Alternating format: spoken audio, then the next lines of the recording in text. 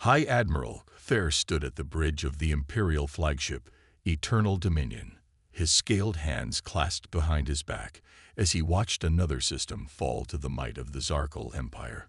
The holographic display showed thousands of ships moving in perfect formation, their energy weapons cutting through the meager defensive fleet of the Centauri Alliance. Another glorious victory for the Empire. Admiral, his second-in-command, Commander Vextra, announced with characteristic pride. The Centauri didn't stand a chance against our new quantum cascade weapons. Thayer remained silent, his four eyes fixed on a strange reading at the edge of the tactical display. Something about this system had been bothering him since they entered it 3 days ago. The ancient beacon they'd discovered, it wasn't like anything they'd encountered before. "Commander, bring up the analysis of Survey Site 07 again," he ordered, his voice low and measured. The holographic display shifted, showing a massive structure floating in the void. Its surface was marked with strange geometric patterns that seemed to pulse with an inner light. Dr. Lyra Nash, the fleet's lead xenorchaeologist, stepped forward from her observation post. Her human-like appearance, a product of her species' convergent evolution, made many Zarkal uncomfortable, but Thayer had always appreciated her insight. "Admiral, I've completed my preliminary analysis," she said, her silver eyes gleaming with excitement. "The beacon's construction matches no known civilization in our database, but its energy signature—" She paused, double-checking her data tablet. "It's identical to the remnants we found in the Sol system." The bridge fell silent. Everyone knew about Sol, the mysterious system where humanity had supposedly met its end centuries ago. The official records claimed they'd destroyed themselves in some cataclysmic civil war, leaving behind only ruins and mysteries. "Impossible," Vextra scoffed. "The humans were barely reaching for the stars when they vanished. They couldn't have built something like this." Thayer raised a hand, silencing his commander. "Doctor, explain." Lyra's fingers danced across her tablet, projecting a series of complex equations into the air. "The beacon isn't just a marker, Admiral. It's part of a vast network, one that spans at least 1,000 light years. We've been finding pieces of it for decades, but we never realized they were connected. The patterns, the energy signatures, even the quantum resonance frequencies, they're all consistent with advanced human technology. But the humans are gone," Vextra insisted. "We've colonized their worlds, studied their ruins. There's nothing left but debris and dead machines." Lyra shook her head, her expression grave. "What if that's what they wanted us to think? Look at this." She brought up another display, showing a map of known space. Dots of light represented the locations of similar beacons they'd discovered over the years. When connected, they formed an intricate geometric pattern. "It's a defense grid," Thayer breathed, his military training allowing him to recognize the strategic positioning. The humans didn't destroy themselves. They were preparing for something. A sudden alarm blared through the bridge. The tactical officer's scales paled as he checked his readings. "Admiral, the beacon, it's activating." The massive structure in space began to pulse with increasing intensity. Similar reports flooded in from across the Empire. Every beacon they discovered was coming online simultaneously. The pattern Lyra had identified wasn't just a defense grid, it was a trigger mechanism. Thayer watched as new signals began appearing on his tactical display, emerging from supposedly empty regions of space. Hidden installations were powering up, revealing themselves after centuries of dormancy. The realization hit him like a physical blow. The Zarkal Empire hadn't been expanding into unclaimed territory. They'd been walking into a trap centuries in the making. "Get me a direct line to Imperial Command," he ordered, his voice steady despite the growing chaos around him. "Priority Alpha. Authorization code. Extinction event." As his communications officer scrambled to establish the connection, Thayer studied the activating beacons with a mixture of dread and admiration. The humans hadn't vanished. They'd gone into hiding, watching and waiting as the younger races developed. They'd left behind a web of sensors and weapons platforms so advanced they'd been mistaken for natural phenomena. "Sir," Lyra called out, her voice tight with urgency, "I'm detecting massive energy signatures from the direction of Earth. Something's coming through hyperspace. Something big." The tactical display erupted with new contacts. Ships were emerging from hyperspace by the thousands, their designs unlike anything in Imperial records. They moved with impossible precision, their hulls gleaming with the same strange patterns as the beacons. "Send word to all fleet commanders," K'thir ordered, knowing that the next few moments would determine the fate of his empire. "The humans have returned, and they've been preparing for this moment for a very, very long time." The first shots of the war weren't fired by either side. Instead, they came from automated defense platforms that had lain dormant for centuries, targeting Zarkal ships with devastating precision. "High Admiral," K'thir watched in horror as the nearest installation unleashed a barrage of weapons that somehow bypassed his fleet's most advanced shields. Multiple hull breaches across the fleet. The tactical officer's voice cracked with panic. "Our shields, it's like they're not even there." K'thir's mind raced as he analyzed the situation. The human vessels hadn't engaged yet. They were simply taking position, letting their automated defenses do the initial work. It was a display of overwhelming technological superiority, but also a message: surrender or face something far worse. In her lab aboard the flagship, Dr. Lyra Nash worked frantically to understand the technology they were facing. Her instruments were detecting energy signatures that shouldn't be possible, patterns of quantum entanglement that defied known physics. "Admiral," she called over the comm, "these readings, the humans weren't just hiding. They were evolving." The first transmission from the human fleet came moments later. It appeared simultaneously on every display across the Zarkal Armada, bypassing all security protocols. The figure that appeared was humanoid, but there was something different about them. Subtle augmentations that spoke of centuries of technological advancement. "This is Fleet Commander Sarah Chen of the Earth Defense Force," the figure announced, her voice calm but carrying an unmistakable edge of authority. "Your empire has expanded into protected space, triggering our return protocols. You have 1 standard hour to withdraw all military forces from the designated sectors, or we will be forced to take more direct action." Before K'thir could respond, his tactical display lit up with new alerts. Similar scenes were playing out across Zarkal space, hidden installations activating, human fleets emerging from hyperspace. The Empire's mighty Armada, which had seemed invincible just hours ago, was now surrounded and outmatched. "Sir," Commander Vextra reported, his usual bravado gone, "Imperial command is in chaos.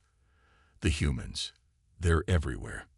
The defensive grid they built, it encompasses nearly a third of our territory. We've been living inside their web this entire time." K'thir moved to respond to Commander Chen's transmission, but Lyra's voice cut through the command channel. "Admiral, wait. You need to see this." She transmitted a new set of data to the bridge display. "I've analyzed the patterns in their ship movements, the positioning of their installations. This isn't just a defensive network, it's a containment system." The realization struck K'thir like a physical blow. "They weren't hiding from us," he murmured. "They were protecting us." New sensor contacts appeared at the edge of the system, massive tears in spacetime, unlike any natural phenomena. From these rifts emerged creatures that defied description, writhing masses of dark energy that seemed to consume light itself. The human fleet moved with practiced precision, their weapons lancing out to intercept these entities before they could fully manifest. "This is why they disappeared," Lyra breathed, watching the battle unfold. "They found something out there in the dark between galaxies, something they knew the younger races weren't ready to face." Commander Chen's image appeared again, this time on a private channel to K'thir's command station. "Admiral," she said, her expression grim, "what you're witnessing is just the beginning. We've spent centuries preparing for what's coming, building our defenses, advancing our technology, watching over the younger races as they developed. We couldn't risk direct contact. It would have drawn attention we couldn't afford. But now we have no choice. The barriers between dimensions are weakening, and what lies beyond them hungers for all life in this galaxy. Kthair watched as human ships engaged the dark entities with weapons that bent reality itself. Their technology wasn't just advanced, it was built specifically to combat these extra-dimensional horrors. The beacons, the hidden installations, the centuries of preparation. It had all been for this moment. "What are you proposing?" Kthair asked, already suspecting the answer. "An alliance," Chen replied, "not just with the Zarkal, but with all spacefaring races. We'll share our technology, our knowledge, but more importantly, our purpose. The real war isn't between our species, it's for the survival of all life in this galaxy." As if to emphasize her point, more rifts began to appear across the system. The human fleet moved to intercept them, their formations perfect, their responses practiced. They had been fighting this shadow war alone for centuries, preparing for the day when they would need to reveal themselves and unite the galaxy against a common enemy. "Your empire's expansion forced our hand earlier than we planned," Chen continued, "but perhaps that's for the best. We don't have much time left. The question is, Admiral Kthair, will you help us save everything you sought to conquer?" Deep within Earth's restored core, in a chamber that hadn't seen light for centuries, Director Elena Rossi watched as thousands of stasis pods hummed to life. Each contained a carefully selected human. Scientists, soldiers, engineers, and leaders who had volunteered to sleep through the centuries until they were needed. Neural network integration at 98% completion, reported Dr. James Chen, head of reintegration. His augmented eyes glowed softly as he processed streams of biometric data. "The first wave is ready for awakening." Elena nodded, her own neural implants connecting her to the vast network of humanity's defense grid. Through this connection, she could feel every installation, every ship, every beacon they'd planted across the galaxy.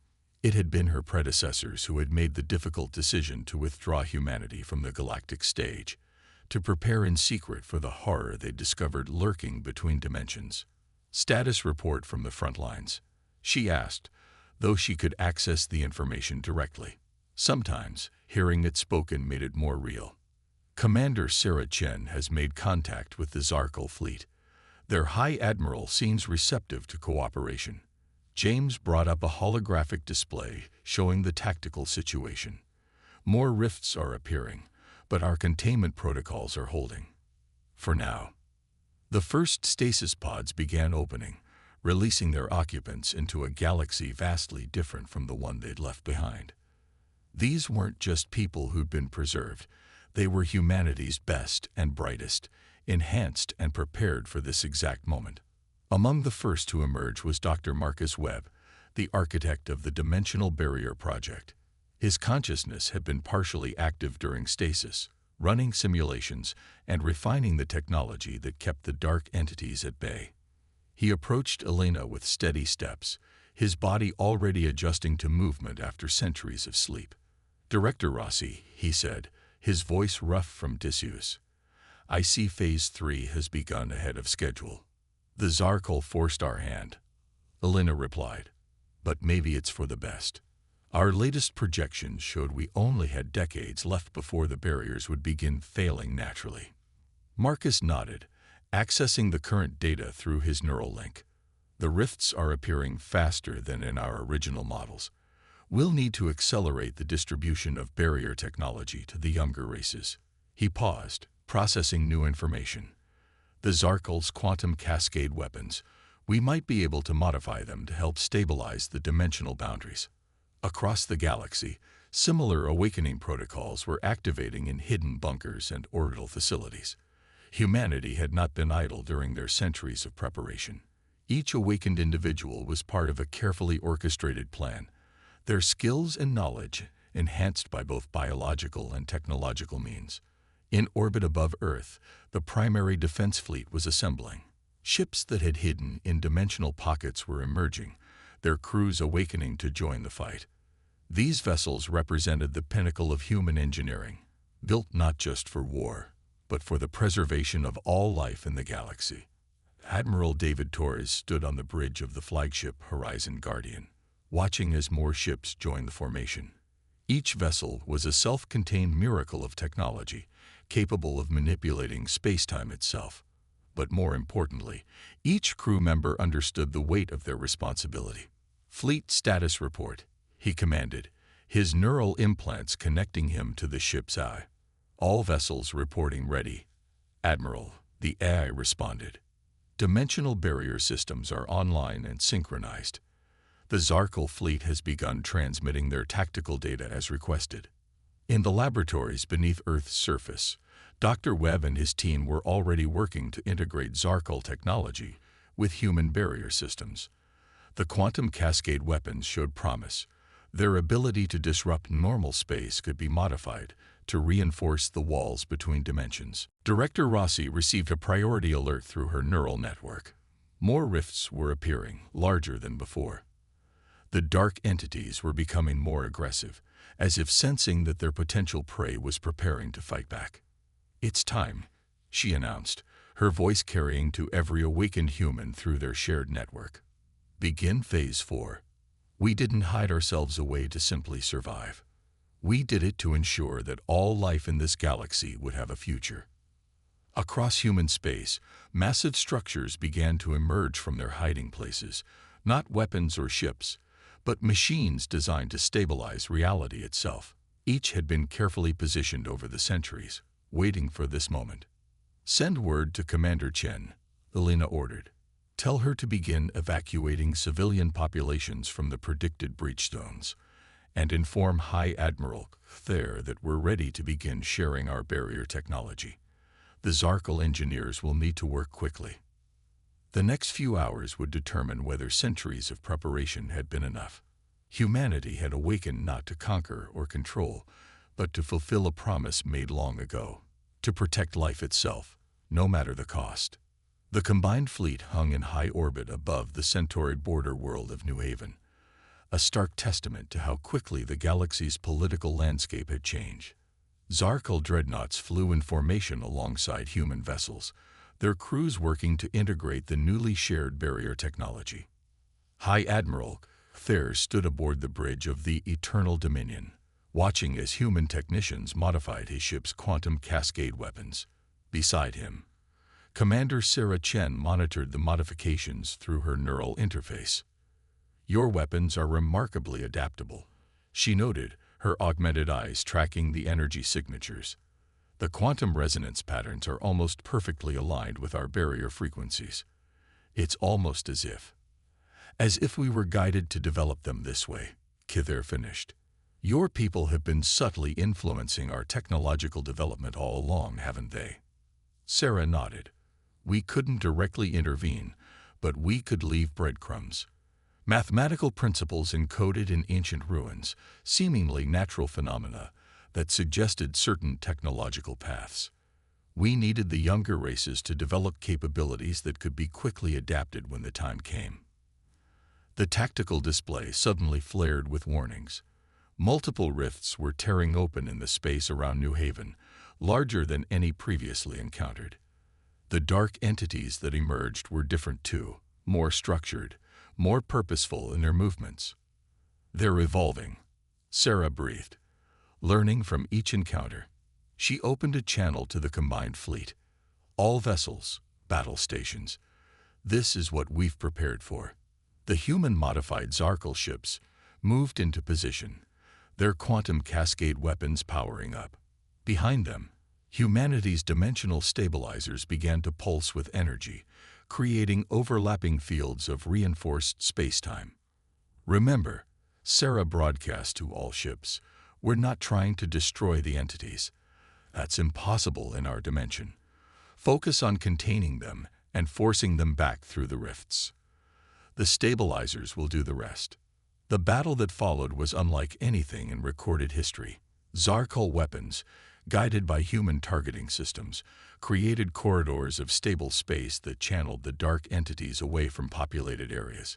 Human vessels danced through impossible maneuvers, their reality warping drives letting them outpace creatures that ignored normal physics. Aboard the Horizon Guardian, Admiral Torres coordinated the human fleet's movements. "Stabilizer network is at full power," he reported, ready to begin containment procedure Alpha. The massive machines that humanity had positioned throughout the sector came alive, their energy fields intersecting in complex geometric patterns. The space around New Haven began to shimmer as layers of reinforced reality pressed against the rifts. In her command center beneath Earth's surface, Director Rossi monitored the operation through the neural network. "The containment field is holding," she reported to all commanders. "Begin Phase 2. Thayer watched in amazement as the human ships executed a series of precisely coordinated movements. Each vessel released pulses of energy that resonated with both the stabilizer network and the modified Zarkal weapons. The dark entities found themselves trapped in an ever-shrinking pocket of spacetime. "Now," Sarah commanded, "all ships, full power to the Cascade weapons." The combined fleet fired as one, their modified weapons creating a massive quantum shockwave. The rifts began to collapse, drawn in on themselves by the tremendous energies being channeled through the stabilizer network. The dark entities, caught in the backwash, were pulled back into their own dimension. As the last rift sealed, a cheer went up across the combined fleet, but Sarah and Thayer remained tense, watching their sensors carefully. "The rifts are sealed," Thayer noted, "but something's different about these readings." Sarah nodded grimly. "They're learning faster than we anticipated. Each incursion is more coordinated, more strategic." She turned to face the Zarkal Admiral. "This was just a test, both for us and for them. They're prodding our defenses, adapting to our tactics." "Then we'll adapt faster," Thayer declared. "My engineers are already analyzing the battle data. We can improve the quantum cascade modifications, make them more efficient." "Good," Sarah replied, "because we're going to need every advantage we can get." She brought up a new tactical display, showing predicted rift formations across the galaxy. This was just the beginning. The real war is about to start. In orbit around New Haven, human and Zarkal ships began patrol patterns, their crews working together to strengthen the dimensional barriers. The battle had been won, but it had also revealed just how dangerous their enemy could be. The galaxy's newly forged alliance would face its true test in the days to come. The galaxy had never seen anything like it. Over 10,000 ships from every major spacefaring race gathered near the heart of the Milky Way, their crews united by a common purpose. At the center of this vast armada floated an ancient human installation, a massive structure that had remained hidden within the accretion disk of a black hole for centuries. Director Elena Rossi stood in the facility's central chamber, surrounded by holographic displays showing the gathered fleet. Representatives from dozens of species filled the room, including High Admiral Thayer and delegates from worlds that had been bitter enemies just weeks ago. "The dimensional barriers are failing faster than ever," she announced, her neural implants projecting the data for all to see. "Our enemy has learned from each encounter. They're not just breaking through anymore. They're strategically weakening the fabric of space-time itself." Dr. Marcus Webb stepped forward, his augmented eyes glowing as he interfaced with the station's systems. "But they've also shown us their weakness. Every incursion, every probe into our reality, has followed a specific pattern. They're not just random tears in space-time. They're following lines of dimensional stress, which means we can predict where they'll appear," Commander Sarah Chen added from her position aboard the flagship. "And more importantly, we can use those same stress lines against them." The holographic display shifted, showing a complex network of energy patterns spreading throughout the galaxy. These were the dimensional fault lines that the dark entities had been exploiting, but overlaid with them was something else: the true purpose of humanity's centuries-long preparation. "Every beacon we placed," Elena explained, "every installation we built, every piece of technology we guided the younger races to develop, they're all part of something larger. We weren't just creating a defense network. We were building a dimensional lock. The assembled aliens murmured as they began to understand the scale of what humanity had accomplished. Their hidden installations formed an intricate web that spanned the galaxy, each piece carefully positioned along the dimensional fault lines. The quantum cascade weapons, they're realized, you didn't just influence their development because they could be modified for defense. You needed them as keys. Elena nodded. The modified weapons, combined with our stabilizer network, can do more than just seal individual rifts. When properly synchronized, they can permanently reinforce the barriers between dimensions. But there's a catch, Dr. Webb continued. To affect something on this scale, we need an enormous amount of energy, more than all our combined fleets could generate. He gestured to the black hole behind them. That's why we built this facility. It's not just a control center. It's a dimensional anchor point. We're going to use the black hole's gravitational energy to power the entire network. Warning alerts suddenly flashed across every display. Massive rifts were opening throughout the galaxy, far larger than anything they'd seen before. The dark entities had realized what they were planning. They're launching a full-scale invasion, Sarah reported, her voice tight. All ships, battle formations. We need to protect the facility until the activation sequence is complete. The combined fleet moved with practiced precision, thousands of ships working in perfect coordination. Human vessels led the defense, their reality warping drives letting them navigate the chaos of battle. Zarkal dreadnoughts provided devastating firepower, their modified weapons creating safe corridors through which smaller ships could maneuver. Inside the facility, Elena and Dr. Webb worked frantically to initiate the activation sequence.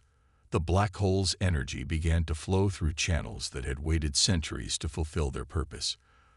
The dimensional anchor points across the galaxy lit up one by one, creating a cascading wave of reinforced space-time. 90 seconds to full activation, Webb announced. The network is responding exactly as designed. But the dark entities weren't retreating. Instead, they seemed to be concentrating their attacks on specific points in the network, the same points that humans had carefully calculated centuries ago. They're trying to disrupt the synchronization, Elena realized. All ships defend the anchor points. If even one fails, the entire network could collapse. The battle reached its crescendo as fleet commanders coordinated their forces to protect the crucial installations. Human ingenuity combined with alien determination, each race contributing their unique strengths to the defense. In the final moments, as the activation sequence neared completion, a massive entity emerged, larger than anything they'd encountered before.